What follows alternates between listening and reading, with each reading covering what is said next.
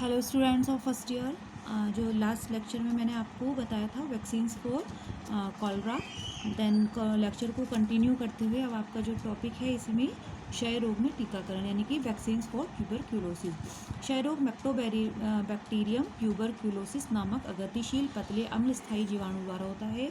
क्षय रोग किसी भी आयु में हो सकता है और यह संक्रामक रोग होता है, अर्थात यह एक रोग से दूसरे व्यक्ति में फैल सकता है। क्षय रोग होने पर बीसीजी के टीके द्वारा सुरक्षा प्रदान की जा सकती है। बच्चों में क्षय रोग रोकने के लिए विशेष रूप से आवश्यक है बीसीजी का टीका लगने के बाद 12 वर्ष तक सुरक्षा प्राप्त हो जाती है। भारत में लगभग 3 महीने की आयु तक शिशुओं में बीसीजी का टीका लगाया जाता है। डेयरी में पशुओं को यानी कि अगर पशुओं को ये रोग हो जाता है तो पशुओं में क्षय रोग की समाप्ति, उनमें ट्यूबरक्यूलिन परीक्षण तथा क्षय रोग से ग्रस्त जो पशु हैं उनको वध करके यानी कि उनको मार दिया जाता है तथा दूध के पाश्चुकरण द्वारा किया जा सकता है। अधिकांश प्राथमिक संक्रमण अलक्षित होते हैं तथा बिना उपचार के ठीक हो जाते हैं। बच्चों में जब प्राथमिक संक्रमण का पता लग जाए तो क्षय रोग विरोधी दवाओं जैसे आइसोसाइनाइड, इथाम्ब्यूटोल, स्ट्रेप्टोमाइसिन तथा पैरा अमीनो सैलिसिलिक एसिड दवाओं के मिश्रण का प्रयोग किया जाता है। इन दवाओं के प्रति प्रतिक्रिया न दिखाने वाले अर्थात ठीक न होने वाले रोगियों को रिफेम्पिसिन नामक दवा दी जाती है। अब जो नेक्स्ट है बच्चों आपका वो है हेपेटाइटिस बी टीका।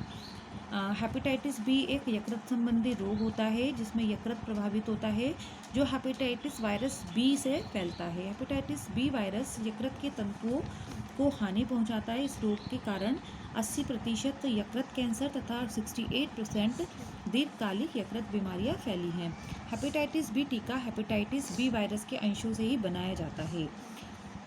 वायरस के अंशों से ही मतलब ये टीका बनाया जाता है। इससे हेपेटाइटिस बी संक्रमण उत्पन्न नहीं हो सकता और यह टीका आमतौर पर 1 से 6 महीने की अवधि में 2, 3 या 4 इंजेक्शन के रूप में लगाया जाता है। शिशुओं को हेपेटाइटिस बी टीके की पहली खुराक जन्म के साथ दी जानी चाहिए और सारी खुराकें 6 महीने की उम्र तक दे देनी चाहिए।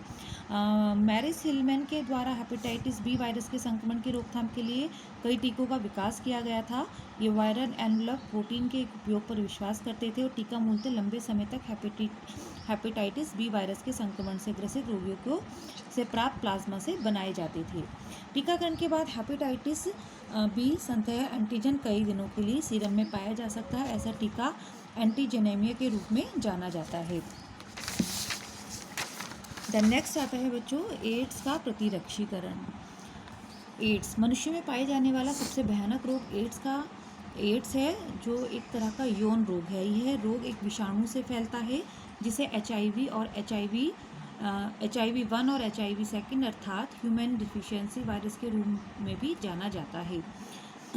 प्रतिरक्षा प्रतिक्रिया क्या होती है कि टीकाकरण के लिए प्रतिरक्षा प्रतिक्रिया अलग अलग होती है। ये निर्भर करता है वैक्सीन की प्रकृति और व्यक्ति की प्रतिरक्षा स्थिति पर।